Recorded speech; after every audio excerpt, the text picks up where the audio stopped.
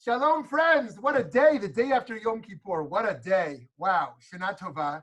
Shana Tova. Great to see you all. Love seeing you all. And how amazing, all those jokes about after a bar or bat mitzvah, the kids never come back. The day after Yom Kippur, nobody wants to come back. But you all come back. It's amazing. It's amazing. And I hope that's not because Yom Kippur left a little bit of longing, a little bit yearning for more this year. But actually, because it jazzed us up to go to the next level. So thank you for being here. And again, I'm sorry for the late start. We had a new mic that wasn't working. So I'll have to figure that out. Okay, this is a good one. This is a good one, friends. Melabain.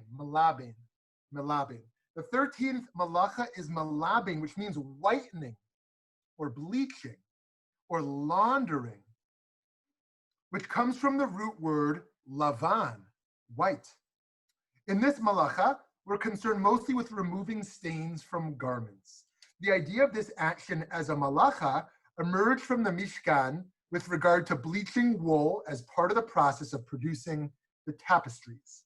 Now, here's a really cool Tosefta. Again, a Tosefta means an extra source of the same Talmudic era, but was not put in the Talmud. It was collected in the Tosefta, kind of like a Breita. So the Tosefta are these extra sources. And this is a really cool triage, tension in tzedakah. Okay, ready? I got the source here so you can see it here on the screen. This is really interesting. A cistern provides water for a town in a time of drought. Concerning the townspeople the townspeople have precedence to the water. Okay, so let's flesh that out. What that means is there's a limited amount of water, and you have to decide whether to give it to your local folks or to people of another town. Everyone agrees local comes first. Okay, here's the second paragraph. The town's animals and the lives of others have precedence over animals. But Rabbi Yossi disagrees. He says the animals have precedence before the town people. So here, the debate of local versus distant. The rabbis agree human life takes precedence over animal life, and thus we give the limited supplies to other human beings, even though they're not local. But Rabbi Yossi disagrees. He dissents, and he says that local still prioritized over the distant, and so we help local animals over people of another town. Okay, here's the third paragraph. The animals of the town and the animals of other towns. Okay, animals of the towns, people have precedence. No machloket, no disagreement. If the issue is only local versus distant, everyone agrees local first. Okay, but now here comes another disagreement. The last paragraph. The lives of others and the laundry of the town. The lives of other have precedence to the water. Rabbi Yossi disagrees. He says that the laundry of the townspeople come before the lives of the others. Okay, very interesting. So this last paragraph, the rabbis say, again, human life matters more than laundry, our topic of today. And yet Rabbi Yossi says actually local matters more. And so your own laundry matters more than humans who are far from you. Okay, I hope in our discussion we'll return to this source if you have thoughts or questions on it. Now, it may seem clear to us that the main rabbinic thrust here is the one we agree with. Human life is more valuable than animal life. Human life is more valuable than laundry. And so whether they're near or far, we should choose human life. And yet, what is it with this Rav Yossi here who thinks that our own matters more? Our own animals over those distant humans, our own laundry over those distant humans. That may seem repulsive. However, don't we all kind of live like that? Literally all of us. Don't we all allocate funds to the machines, the detergent, and the water that clean our clothes? Funds that could have easily been donated to save lives of people in deep poverty in the global south? We wish for our clothes to look good and smell good. How much is that actually worth to us? Did you ever buy a dog for $500? Did you ever spend a few $100s a year on a pet food? Pet food that could have easily been allocated to save human life? How did you decide that money towards an animal life actually is more important than a human life? So here we see actually the abstract butting up against the actuality today of how we allocate funds. And so Rav Yossi seems to be the descriptive, how we live, whereas the rabbis seem to be the prescriptive. Okay, moving on from this issue of laundry. Because Lavan, again, our malach is Melabain, which means laundering or whitening, and because that comes from Lavan, meaning white, we might explore what does white symbolize in Jewish thought. Let's start with the idea of aging and wisdom, because it's the most obvious to us. Over here, this comes from Bava Metzia, 87a, this Talmudic passage I'm going to read from. AJ, if you go back one slide. And Abraham became old. Actually, right here is great. And Abraham became old, it says in Genesis 24:1. Until Abraham, there was no old age. That's interesting. So that one who wished to speak with Abraham might mistakenly find himself speaking to Yitzchak. Or one who wished to speak with Yitzchak might mistakenly find himself speaking to Abraham. Because people didn't age. You couldn't tell who was the father and who was the son, who was the mother and who was the daughter. But when Abraham came, he pleaded for old age, saying, Master of the universe, you must make a visible distinction between father and son, between a youth and an old man, so that the old man may be honored by the youth. God replied, as you live, I shall begin with you. So Abraham went off and passed the night and arose in the morning. When he arose, he saw that the hair of his head and of his beard had turned white. He said, Master of the universe, if you have given me white hair as a mark of old age, I don't find it so attractive. On the contrary, God replied, the hoary head is a crown of glory. Okay, so here in rabbinic thought, or some might say in rabbinic imagination, they suspect that Abraham pleads with God to look older. That kind of seems strange in our own era, our own backwards era, where looking older is a sign of decay rather than of wisdom. Everyone wants to look young, right? Youthful looking is the attractive looking in our current society, right? And so Abraham says, I want to look old because I want there to be distinctions between seniors and juniors. And so make me look old. But then God makes him look old. He says, what did you do to me? Right? And God says, don't worry, this is a crown of glory. This is a crown of glory. The whiteness here is a sign of age, of maturity, of wisdom, and of a crown of glory. God loves the maturity and the wisdom that comes along with age, and the color white here represents this process. But thinking about the whitening of hair with the passage of time allows us to focus not so much on age, but rather on the wisdom for which the whiteness serves as a metaphor, as the sages emphasize in another story here from the Talmud tractate of Brachot, 27b until 28a. Rav Elazar's wife says to him, you have no white hair. He was 18 years old that day, And a miracle was wrought for him, and 18 rows of hair on his beard turned white. That is why Rav Elazar ben Azariah said, behold, it as if I am 70 years old. And he did not say simply 70 years old. He said as if, which is to say that they suspect he's 18 years old, and yet his wife prays for him that he has a miracle, that he now has the whiteness in his beard and hair to show his maturity.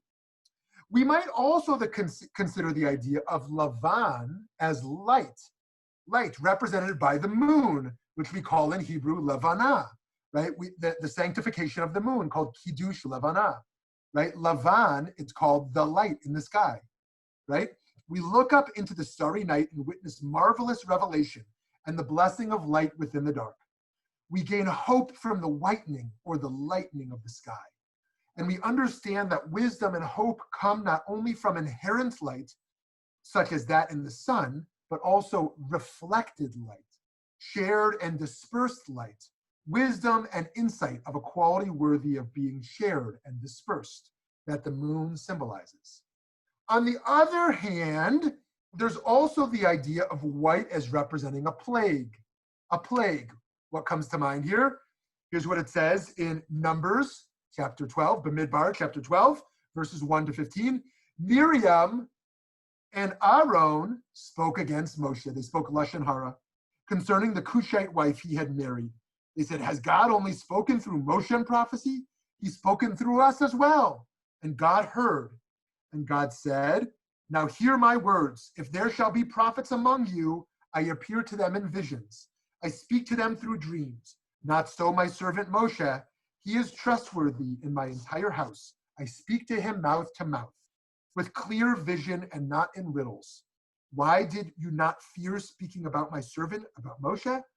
And God became angry with them, and God left. And the cloud left the tent, and Miriam was white as snow with sarat. Aaron turned to Miriam, and she had sarat. Miriam was quarantined outside the camp for 7 days.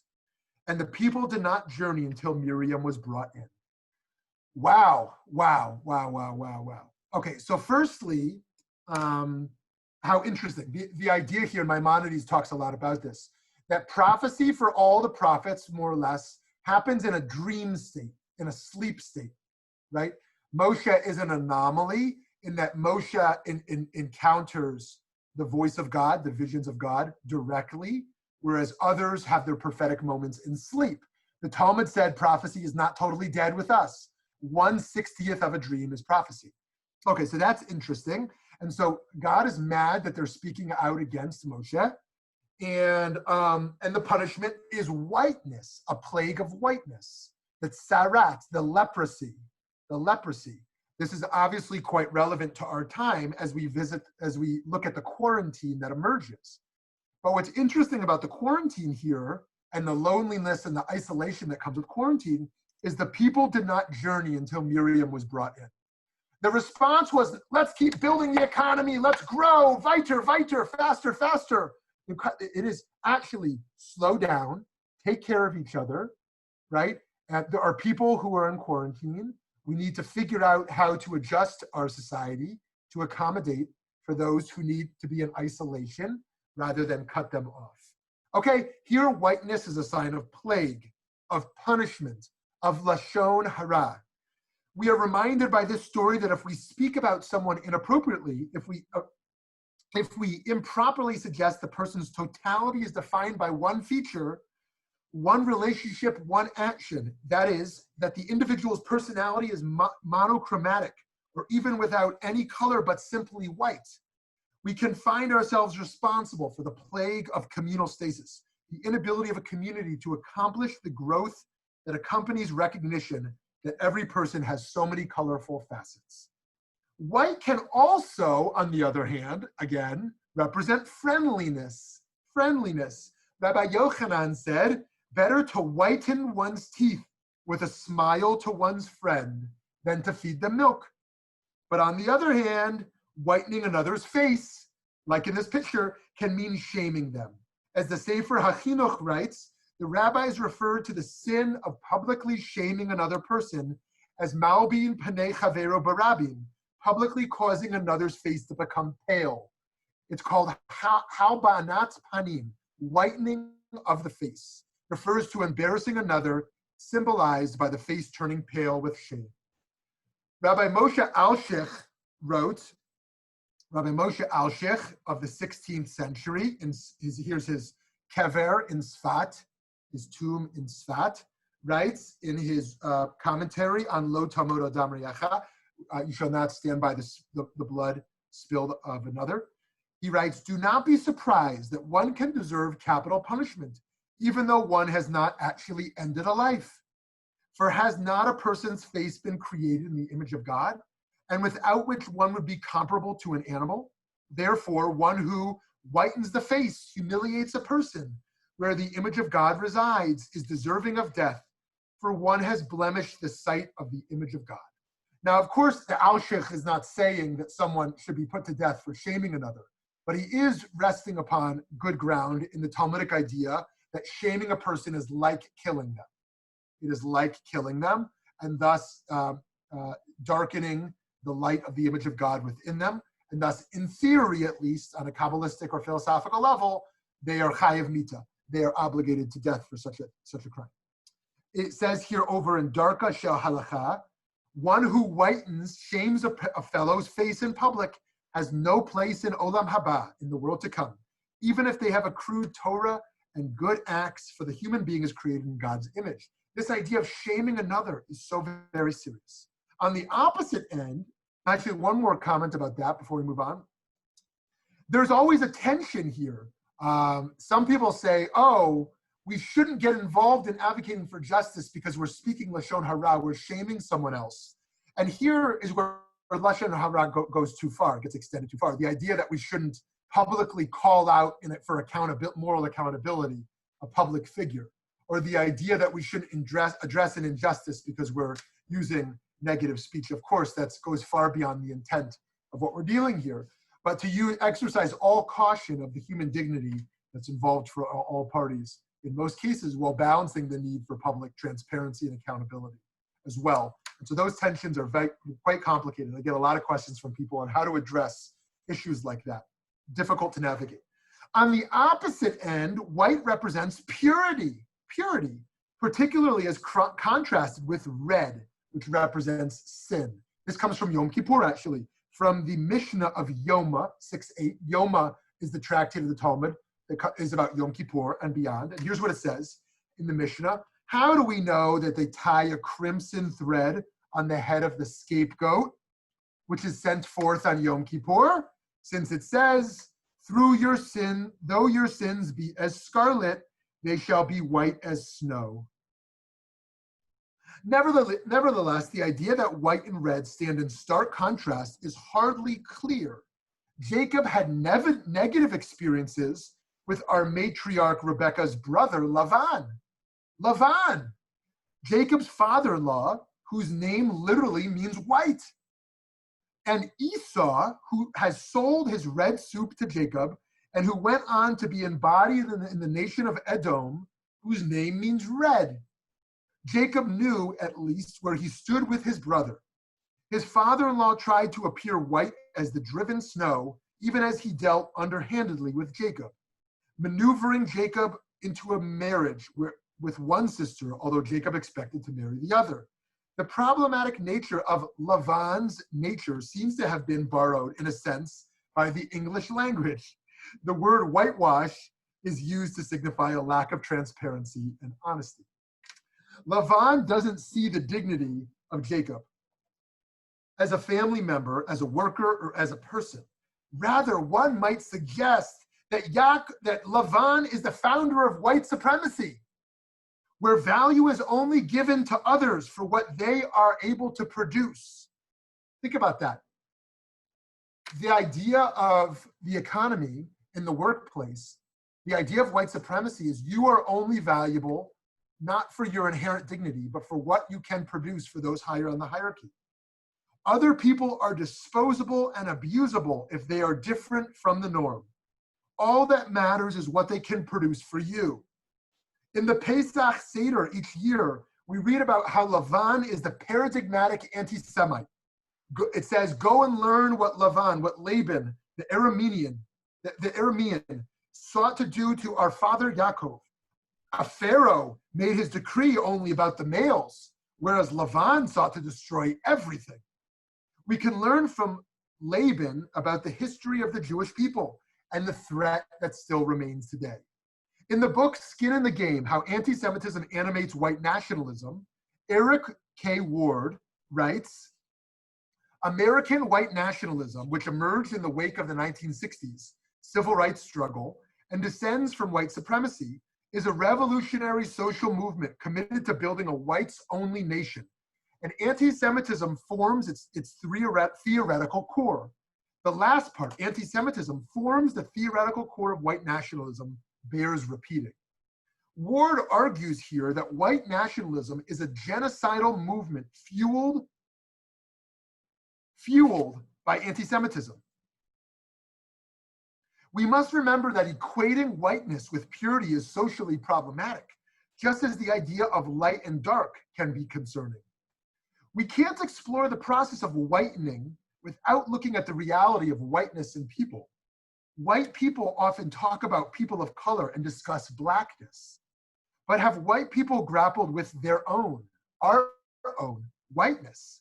What does it mean to carry the privilege of whiteness? Does complicity come along with this privilege? How might one leverage their own power to amplify, access, and deepen potential for those without that privilege? Sometimes those who seek to shame others have their own internal work to do. Sometimes they might consider refraining from externalizing their pain and rather holding their pain instead. Consider this short teaching from a Hasidic teacher, Rabbi Usher Freund. A tale of one who had a stone within their hurt. And it hurt them, and they grew bitter, and they sought all sorts of ways to throw away the stone, and nothing worked until they came to a wise man who told them, stop trying to throw it away, carry it. We can't throw away the hurt, we have to learn to carry it. We need to carry our pain rather than throwing it away, even as we have to be careful to avoid hiding it, making it invisible in the sense of being without color or only white when we have to let it out. Each of us is given different challenges, different opportunities to serve, and different spiritual paths. Consider the pluralism taught here by Rabbi Akiva Eger. The Gemara says at the end of Masechet Ta'anit that in the future, God will have all the tzaddikim, all the righteous ones, dance in a circle with God, sitting in the center of the circle in Gan Eden, in the Garden of Eden.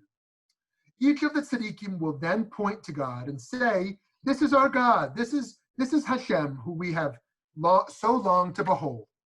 What is the symbolism behind a dance that is specifically in a circle around Hashem?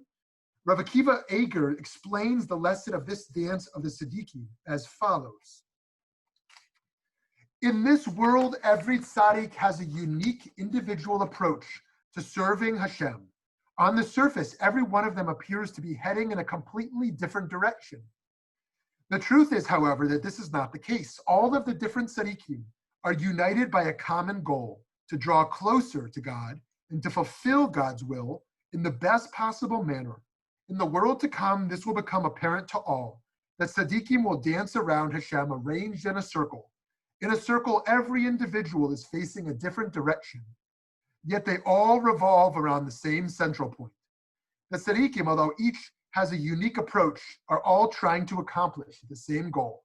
Their lives revolve around the same central point, the point where God is sitting. In the world to come, each of them will point to him, will point to the divinity, to her, and announce to all that this is their God, to whom they had strived to come close and serve throughout their lives. This is interesting to think about it at Simchat Torah, although it'll probably look different this year, of dancing around the Torah and thinking how we all have a very different relationship to Torah and dance differently, and yet the pluralism of understanding that each of us has our own path to follow. I recently led a Baal Shem Tov where he said we have to listen to our souls to find our own avoda. Our own service comes from our own revelation, so to speak. So to conclude here, We need not shame others who are on a different spiritual path from us. We also don't have to be embarrassed by our unique calling within our own spiritual path.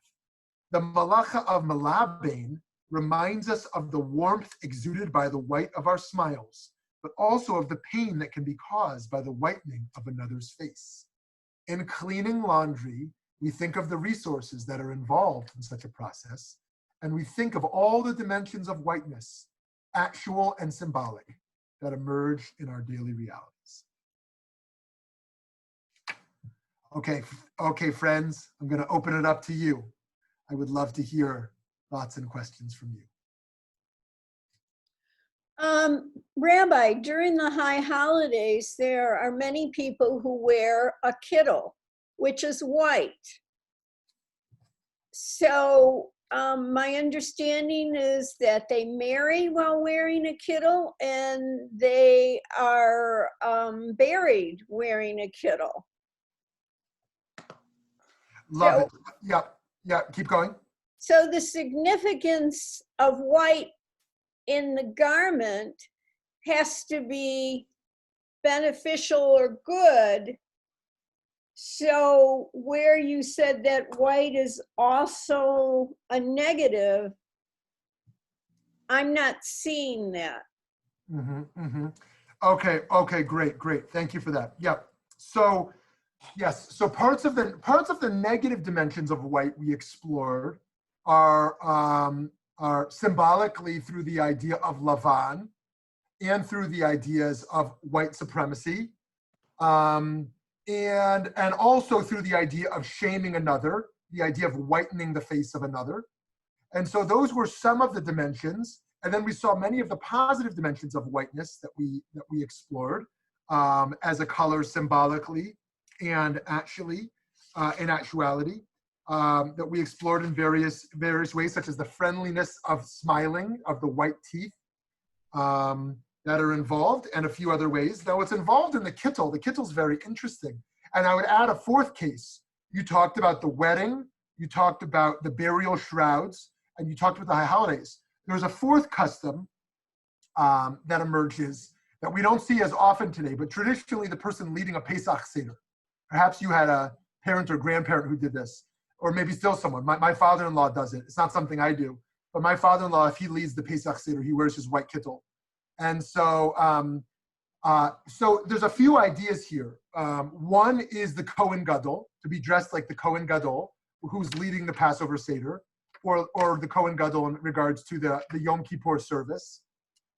The other idea is the idea of rebirth, which is symbolized at the wedding, right? We go to the mikvah before the wedding traditionally to represent that it is like a rebirth, just like someone goes to the mikvah if they're converting to Judaism. It's a new birth as they convert to Judaism. It's a rebirth in their start of their wedding, and it's a rebirth after Yom Kippur. One is cleansed with a new beginning, and so that whiteness, that white kittel represents that rebirth.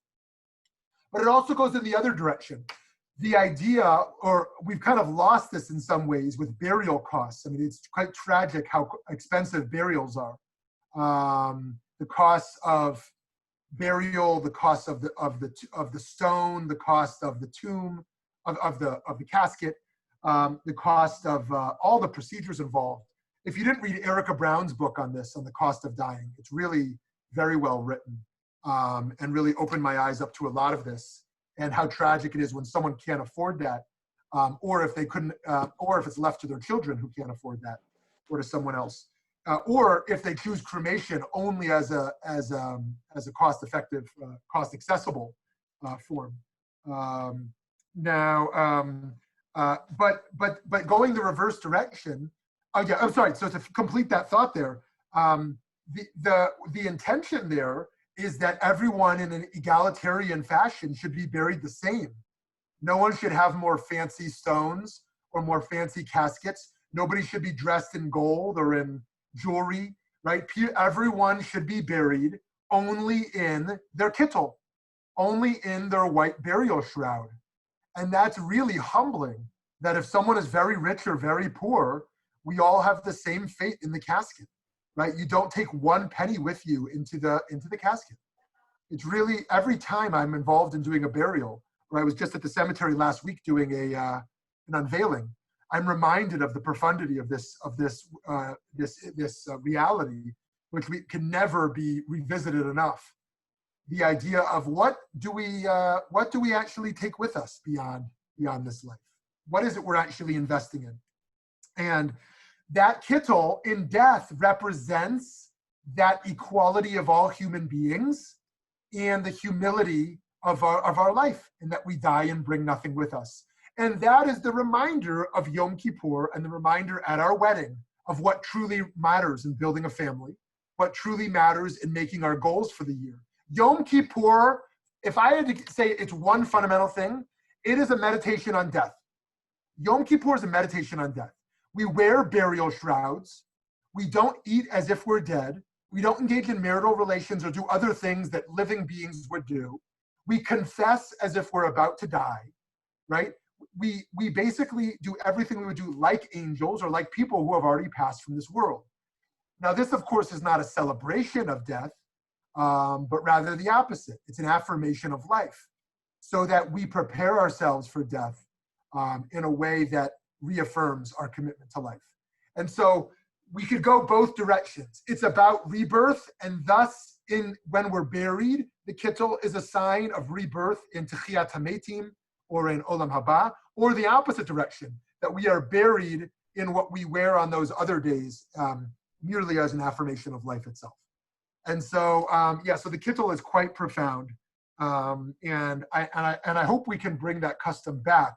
In some more liberal circles, it's kind of faded away, and I do think it can be quite powerful to think about clothes. Clothes today, many people think about their individual expression through their clothes. Now, I don't want to write that off as pure vanity. I mean, some people take pride in the idea of what they wear, and I'm not going to dismiss that. But the idea of clothes being the sole or even primary form of individual expression feels problematic. We see this most prominently among teenagers who feel they don't know how to express themselves, and so clothes become so dominant in their lives. And they want a brand to wear. Thankfully, my kids aren't at this stage yet. I'm terrified when they want the $90 jeans instead of the $20 jeans merely because of a tag on the back, right? It's the same with some cars. People want a car that might run just as well, but the name of the car, the brand of the car, gives a different image to it. And so, look, that's not for me to judge. I don't think Judaism is anti-wealth or even anti-public displays of wealth, and yet it is clear at burial that it is opposed to that. If there is any time we can say there is an ascetic ideal where wealth actually is to be downplayed, it is with death. It is with burial. Thank you for that question. I was shocked at my very first funeral in Israel when I moved there. Everybody is buried without a casket, in just a shroud, and it's kind of shocking because they're kind of wheeled in on like a stretcher, and the stretcher is lowered, and then people put earth on it. But hearing you say that about equality, of course, that's really important. So okay. Yeah, thank you, Lauren. Thank you. So yeah, it's very interesting actually, this issue in particular. And as you know, in traditional Jewish practice, it is both forbidden to speed up the body's decay or to slow it down, right? Slow it down would be mummification, and speeding it up would be cremation. That's not me passing a personal judgment. It's very personal on how people decide what they want to happen with their body after this life. I'm not passing a personal judgment there. There's a very close member of my family who has demanded cremation after their life for their own personal reasons. Nonetheless, the idea is to return to dust naturally. And that is why there's a little hidden secret that when people aren't looking, as a rabbi, what I'm supposed to do is kick out the bottom of the casket when it's not wood. If it's wood, the person can be in a wood casket. But if it's not wood, my job is to go and kick it out so that there's a ceiling and walls of a casket, but the body itself is directly in the dirt. And in Israel, obviously, it's totally accommodating to these traditions. In America, we would want a wood casket rather than a metal one, or to have holes in the bottom of the metal one, such that the dirt, there's a connectivity of the dirt. Actually, related to this, I've done a little work. If you Google it, you can find it easily. I've been very troubled by the idea of non-Jews not being buried next to Jews. Now, I do want to honor the idea of Jewish cemeteries. We have that right for lots of reasons. The desecration of the Jewish dead is long-standing. However, I have deep sympathies for those who wish to be buried next to relatives who are not Jewish. Let me give some obvious examples of what that would look like. One example would be an intermarriage. A Jew married to a Gentile, and they wish to be buried together. And that seems very tragic to be told, actually, we won't honor that request. Let me give another example. A parent converts or a child converts, and they want to be buried, mother next to daughter. And that seems tragic to say they can't. And so I don't think the answer is to do away Jewish cemeteries. I want to honor that. I also don't think the answer is to deny that. And so for some, this may feel too liberal here. For others, this may feel too traditional here. So I'm sorry if I offend those sensibilities. And for others, this may feel clever. But here is the approach that I've worked on.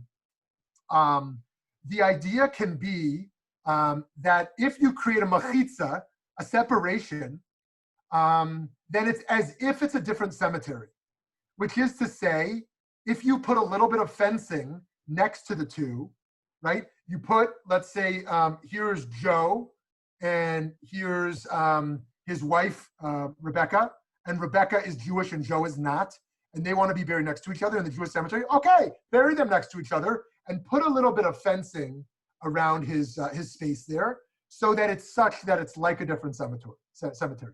Now, the other legal maneuver I figured out as to how to do that in a way that feels less obvious, there is a concept in Jewish law that underground fencing is also considered as a separation. And so below ground, if you merely put a separation below ground that was not even noticeable above ground, you now have a separate space as well. And so I think this is a way that I would like to see Jewish cemeteries honor the wish to have Gentile loved ones buried next to them. Oh, here's another case. Let's say it's a conservative or an Orthodox cemetery, but somebody converted Reform. And so the Orthodox movement, or maybe the conservative movement, don't view them as halakhically Jewish, but they view themselves as Jewish.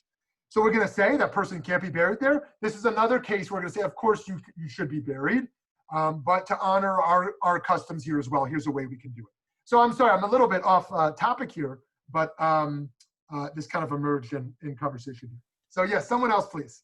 So I would comment that actually that issue of burying non-Jewish members of an extended family in a cemetery is something that we've been discussing in our Heber Kadisha. But I wanted to get back to the kittel and the shroud, Great. And which of course we talk about, yesterday in the Avodas ceremony of the Kohen HaGadol going through the immersions and purifying. So to me, and if any of you have assisted at a Tahara, we invoke that garbing of the Kohen Gadol when we are dressing the mat after the second, washing, the real Tahara, purification. So to me, it's evoking not so much death, but the journey of the soul and the purity of the soul. That's, I think, the core reason that we're dressing. And even in most, quote, progressive congregations where people might not be wearing actual kittles, they're wearing white. So I think it's about, it's the soul, the journey of the soul and the purification of that, to me, is the core meaning. And then a little something that kind of flips the symbolism of red and white. It's kind of counterintuitive. In Tu B'Shvat, we start with the white wine, the pure white wine. And as we ascend to the more spiritual, perhaps, the fourth world, it's all red. So that's kind of an interesting flip on the classic kind of cliche of white being purer. But I just wanted to emphasize what really that shroud, wearing that white shroud, is about. Thank you, Andrea. Before we come back to your first point, can you make your second point again about, because I missed that one. About the Tu B'Shvat? Yes. Okay, so in the Tu B'Shvat ritual that we adopt from the Priyat Hadar, that at least in our community. So you start out, you're going to ascend the four realms, right? Oh, yes. The four worlds. Yes. Okay, but you start, so you're going to drink 4 cups of wine and 4 kinds of fruits, starting with those with the hard outer skin, you know, all symbolizing different levels, perhaps, of accessibility to the spiritual. So we start with a glass of white wine, and then we dilute it a little bit, then it's half and half, and we end up with red wine when we're not eating, when we're up in absolute. So it's kind of a flip on red being the pure, more potent spiritually, and white being more grounded in the first realm, the earthly realm. Oh, okay, very interesting, very interesting. It also reminds me in a different light of Rav Kook had the custom at Havdalah to drop a little water into his wine at Havdalah for the idea that wine represents din, judgment, and water represents chesed, kindness. And so he wants to dilute the judgment with a little bit of water. So it's a little bit of a different perspective. But yeah, so thank you for sharing that. And to your first point, yes, if y'all have never done Chevra Kadisha, and this is not for everyone, the idea of the washing of the body in preparation for death, it is quite profound. And so thank you for Andrea for sharing that. And you know, there was this whole conversation about RBG's burial and the delayal of Ruth Bader Ginsburg's burial, and those who are all up in arms about the casket being displayed and this and that. And there's what to say there. And but one of the ways that concept actually gets abused is one of the 3 reasons around burial that people say you can't donate organs for is called halanat hametz, the delayal of burial. Actually, it's quite clear that organ donation is at least permitted and at most mandated. And the delay of burial to remove organs is certainly not a concern. And on a similar front, oh, my gallery. On a similar front, I lost that train of thought. Okay, it'll come back to me. Oh yes. On a similar thought, the idea emerges of, can anyone ever lose their tselem elokim, their human dignity? And one of the classic cases as to why not is the murderer who is put to death immediately should be buried, because exposing that person guilty of a capital crime and their shame is an attack on their image of God. And so that's an interesting argument for how one cannot lose their human dignity. That even the immediate burial in their case is a mandate. Okay, someone else, please.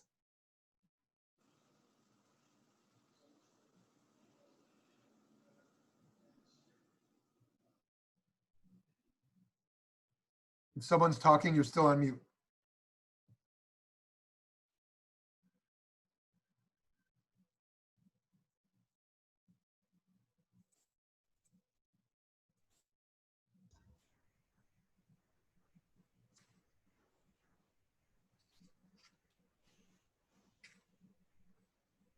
Rabbi, it's Vicki. Hi, Vicki. I just was going to agree with what Andrea said and thank her for her insights. My understanding of wearing white is purity and basically stripping us down to our essence. And essence can be the soul. It depends on where you are spiritually, but I think that's it. And for death, I think it's when you are leaving this world, you're supposed to be stripped down. You are stripped down to your essence. You're not taking anything with you, to that bad joke that people make, but it's true. And you're supposed to leave as you came in. That's how I understand it. Great. You know, I want to thank you for that, Vicki. I want to offer one feminist critique of white as purity, which is probably obvious once I say it.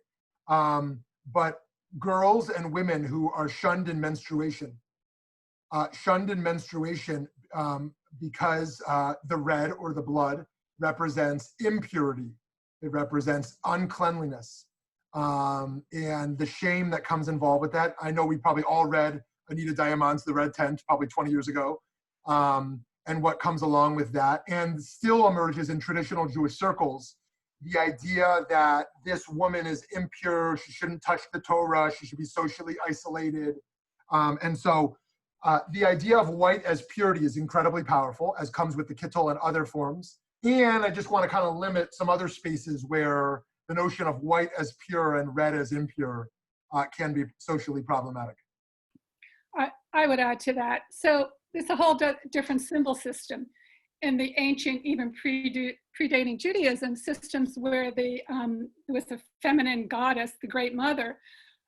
Red was a symbol of the feminine blood, the potency of birth, the life-giving life force. And so, yes, there is that kind of feminist critique that taking that out and making white, which often was associated with death, lack of life, was the polar opposite and involved the suppression of that imagery. So, we can kind of hold them both in a sense. They're simultaneous. Thank you, Andrea. And Avital, thank you for that point on the side as well, that the red blood of the red heifer is very purifying. One other idea I've had, I've never seen this anywhere else, and you can tell me if you find it compelling or not, is in an egalitarian fashion, it's kind of strange that we draw blood from a Jewish baby boy in a way that we don't with a Jewish baby girl. Now, let me be clear, I am not calling for female genital cutting. By any means, I'm not. And I'm also not critiquing Brit Milah. I'm against female genital cutting. I'm in favor of Brit Milah.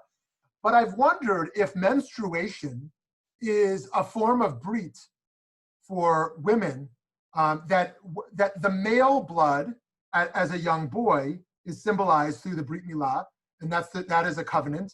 And a woman's blood is a sign of covenant, in a sense. Now, it would take some work to flesh all that out, but that kind of gives it a little bit more parity to think about. That. Yes. Is there a ceremony for women who get their first period? There is not a traditional ceremony. There may be some kind of thing out there in the world that people do. Let us know if you know of something. I think that, best practice today, for example, actually, let me not say who it is. There was a young girl who called my wife recently and said, I just got my period. And my wife said, Mazel Tov. And I said, do you get calls like that often? And do you say Mazel Tov often? And she said, I never got a call like that. But it just felt right to say Mazel Tov. And so it does seem like a best practice today would be to be celebratory because of the history and social norms that shaming comes along with. And actually some of the shaming comes along with timing. Oh my goodness, my friends got this 2 years ago, where's mine? Right? Am I a woman yet? In sense, just like boys have their own versions of that. And so some celebratory nature, but no, there is no Jewish custom around that. Of course, the idea of the bat mitzvah coming earlier is this than the bar mitzvah traditionally. I think the Reform movement made it the same age, right? But I think in conservative, it's still different. I know in Orthodox, it's obviously different. But that, of course, is not only around the assumptions of maturity, but also around the physical maturation of the body, that girls' bodies mature earlier than boys' bodies. What age is it in Orthodox? Oh, so girls have a bat mitzvah at 12 and boys have a bar mitzvah at 13. Oh. Yeah. And so now I've been told, and maybe someone here can verify if this is true or not, that actually based on a number of factors, girls' menstruation is happening earlier and earlier than it did in previous decades. Is that your understanding as well? Yeah. Okay. So anyways, I think that anyways, more to say about that, but let me leave a chance for another question or comment here.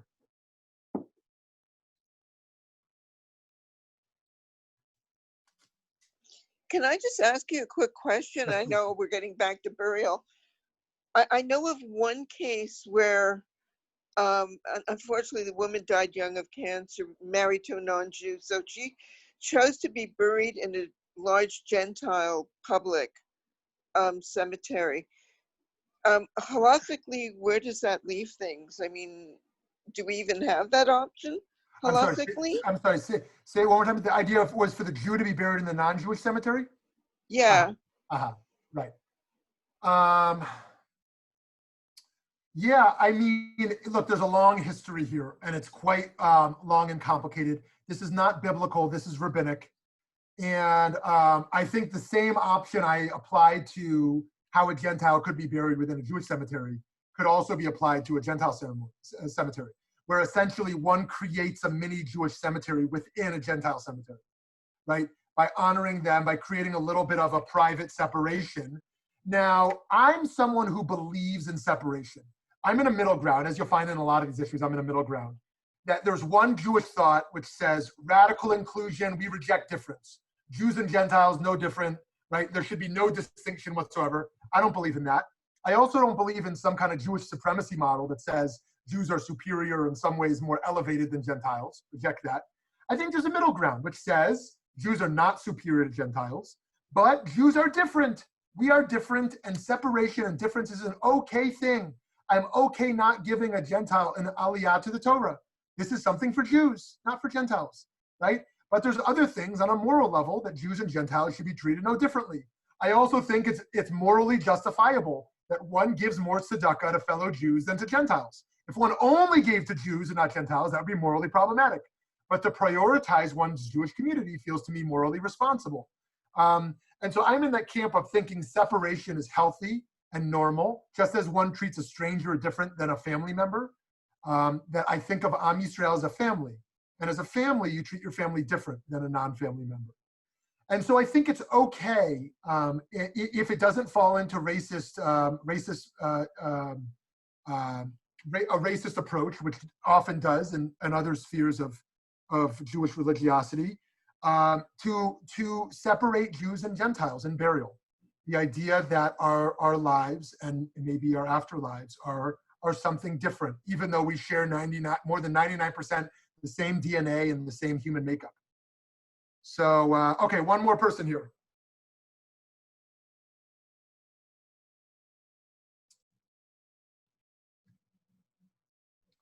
Oh, Nona, thank you for that in regards to the food we eat affecting menstruation. Yeah.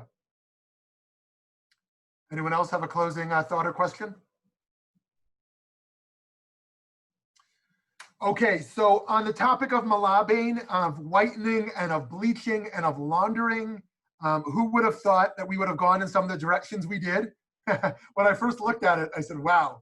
But somehow we got to white supremacy. We got to triage in tzedakah as regards to this first source in the Tosefta.